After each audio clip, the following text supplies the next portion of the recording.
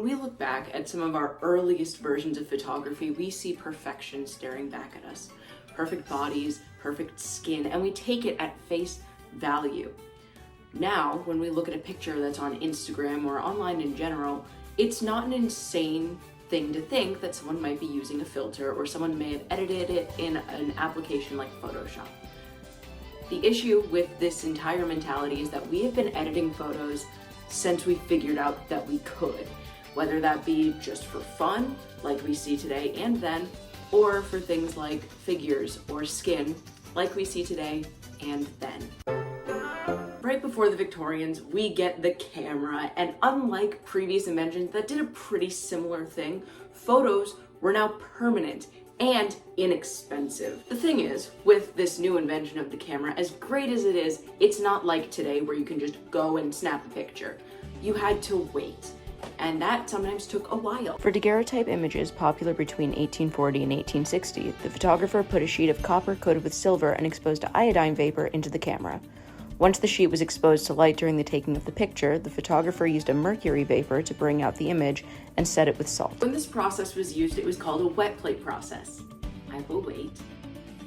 Okay, it was called a wet plate process, and the resulting images were cloudier than usual, and funnily enough, people liked that. People didn't want it to be super clear. So when a dry plate process was invented, which was a lot faster, and the images were a lot clearer, people were not happy. You could now see that people were people and not little porcelain dolls.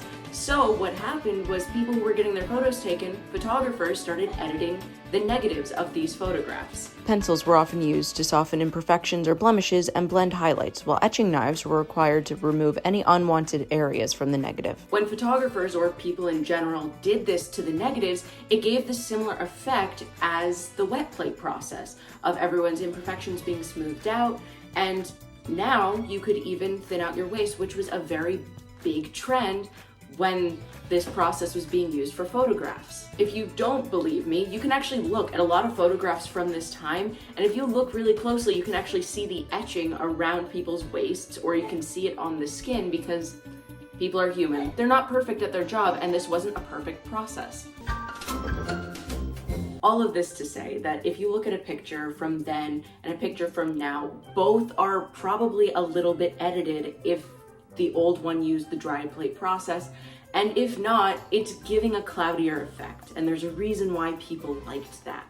It's because you couldn't see all of the things that they didn't want you to see. And even when portraiture was the only option, people were still, being smoothed out a little bit by the artist because the artist was being paid, and why wouldn't they? Most of the time, people were very wealthy and very well known if they were getting portraits taken, so obviously you want to look nice. All of my sourcing will be in the description. You can go check it out if you would like. This is a much shorter one, but it was still fun to research.